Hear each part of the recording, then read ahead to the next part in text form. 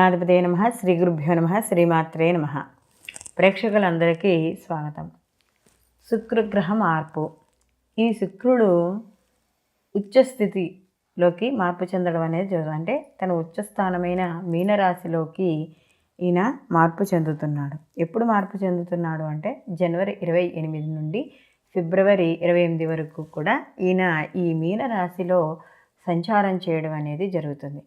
సహజంగా శుక్రుడు అనేటప్పటికీ అందరికీ కూడా కొన్ని అంటే కంఫర్ట్ జోన్ అనేది అనుకుంటారంటే ఒక లగ్జరీ లైఫ్, కొంత అనుకూలంగా ఉండడము, ఆయన బాగుంటే అంటే జాతకరీత్యా శుక్రుడు కానీ బాగుంటే వాళ్ళు సకల భోగాలు అనుభవిస్తారు. ఇలా మనకి అందరికీ తెలిసింది. అయితే ఇక్కడ శుక్రుడు కూడా కొన్ని స్థానాలు కానీ ఆయన సంచారం చేస్తూ ఉంటే వాటిలో వ్యతిరేక ఫలితాలు ఇవ్వడం కూడా ఉంటుంది. అన్ని శుభ ఫలితాలు ఇస్తూనే చాలా తక్కువ స్థానాల్లో అశుభ ఫలితాలు ఇవ్వడం అనేది ఈ శుక్రుడు జరుగుతుంది. మరి ఇప్పుడు ఈ ద్వాదశ రాశుల వారికి ఈ శుక్రుడు ఉచ్చస్థానంలో ఉండడం వల్ల ఎటువంటి ఫలితాలు ఇస్తాడు అనే విషయాన్ని తెలుసుకుందాం. సింహరాశి వాళ్ళకి కానీ చూసుకున్నప్పుడు ఇక్కడ తృతీయ దశమాధిపతి అయిన శుక్రుడు వెళ్ళి అష్టమ స్థానంలో ఉన్నాడు. అంటే ఇక్కడ వీళ్ళకి అష్టమ స్థానంలో శుక్రుడు శుభ ఫలితాలను ఇస్తాడు. ఎక్కడ ఉన్నాడు ఉండడం కూడా అష్టమ స్థానంలో ఉచ్చలో ఉన్నాడు.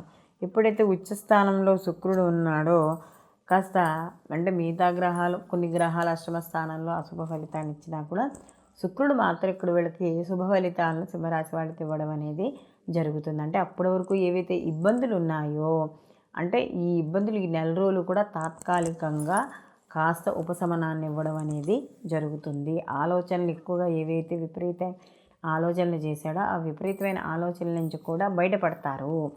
అలాగే ఈ శుక్రుడు అష్టమ స్థానంలో ఉండడం వల్ల బంధువుల్ని మిత్రుల్ని కలుసుకోవడం, విందు వినోదాల్లో పాల్గొనడం, లేదా ఏదైనా ఒక మంచి అంశం మీద చర్చకి అంటే జీవితంలో ఉపయోగపడే ఏదైనా ఒక చర్చించడానికి కావాల్సిన టీం వర్క్ అంతా చేసుకోవడం, ఇలాంటివన్నీ కూడా కనబడతాయి. అలాగే దీంతో పాటుగా ధనం అనేది ఎక్కువగా ఉంటుంది. అలాగే ధనాన్ని సంపాదించడం కూడా జరుగుతుంది. అలాగే ఇక్కడ ఏదైనా ప్రభుత్వ ఉద్యోగానికి సంబంధించి కానీ లేదా ప్రభుత్వ ఎవరైతే అధికారులు ఉన్నారో ఆ అధికారులను కలుసుకోవడం కానీ వాళ్ళతో మాట్లాడడం కానీ ఇలాంటివన్నీ కూడా జరిగే అవకాశం అనేది ఇక్కడ స్పష్టంగా కనబడుతోంది.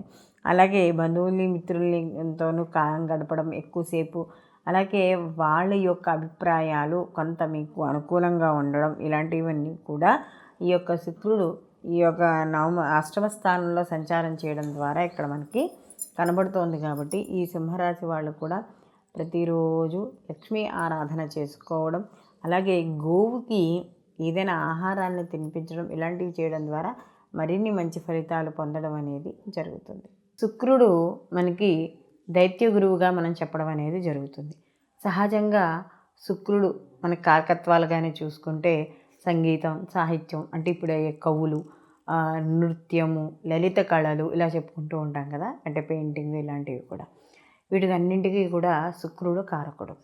అలాంటి శుక్రుడు కానీ జాతకంలో బాగుంటే దీనికి సంబంధించి అయితే ఇవేవైతే సినీ కళారంగాల్లో ఎవరైతే ఉన్నారో వాళ్ళందరికీ కూడా అనుకూలంగా ఉంటాయి. అలాగే మనకి ఈయన అలంకార ప్రియుడిగా అంటే మన అలంకారానికి సంబంధించిన వస్తువులు అంటే ఈ వస్త్రాలు, ఆభరణాలు, వెండి, బంగారం, వజ్రాలు ఇలాంటి వాటికి అన్నింటికీ కూడా శుక్రుడే కారకుడు.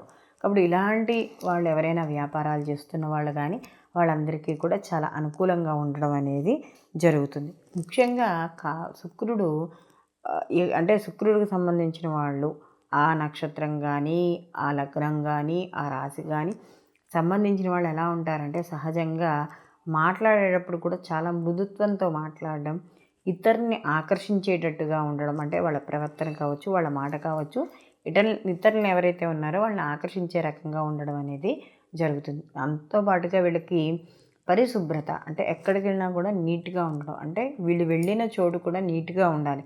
లేకపోతే వీళ్ళు అక్కడ కొంచెం ఫ్రీగా ఉండలేరు. ఈ యొక్క శుక్రుడికి కాస్త పవర్ ఎక్కువ ఉన్నవాళ్ళు జాతకంలో. అలాగే అవతల వాళ్ళు కూడా అలాగే ఉండాలని కోరుకుంటారు.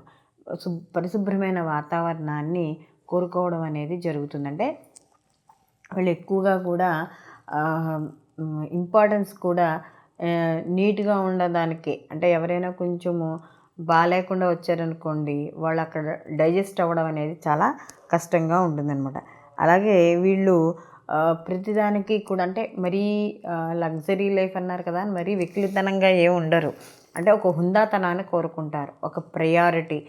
ఓకే, అంటే మనం చూడడానికి వాళ్ళు రెడీ అవ్వడం కానీ, వాళ్ళ మాట కానీ ఎలా ఉంటుందండి, ఇతరుల యొక్క ఏదైతే వాళ్ళకి కోరుకుంటున్నారో, అంటే ఒక డిగ్నిటీగా గౌరవాన్ని కోరుకుంటున్నారో అది సంపాదించుకోవడానికి ఈ శుక్రుడు సంబంధించి జాతకంలో కానీ బలంగా ఉంటే ఇలాంటి కారకత్వాలు, ఇలాంటి లక్షణాలు కూడా ఉండడం అనేది జరుగుతుంది. అలాగే వీళ్ళకి తీపి ఎక్కువగా ఇష్టమై ఉంటుందంటే ఎక్కువగా కారాన్ని ఇష్టపడరు, ఎక్కువగా తీపిని ఇష్టపడుతూ ఉండడం అనేది ఉంటుంది. అలాగే ఈ శుక్రుడు యొక్క ప్రభావం కానీ, అంటే మంచి ఫలితాలు కానీ, ఆయన మంచి స్థానంలో ఉండి ఉంటే ముఖ వర్చస్సు చాలా అంటే ఆకర్షణీయంగా ఉండడం అనేది జరుగుతుంది ఈ శుక్రుడికి అనుకూలంగా ఉన్నవాళ్ళకి. కాబట్టి ఇవన్నీ కూడా మనం ఒక అవగాహన కోసం మనం చెప్పుకుంటున్నవి. ఇంతకు ముందు కూడా మనం శుక్రుడి యొక్క స్థానాలను బట్టి ఈ యొక్క రాశుల వారికి ఎలా ఉంటుంది అని కూడా చెప్పుకున్నాం.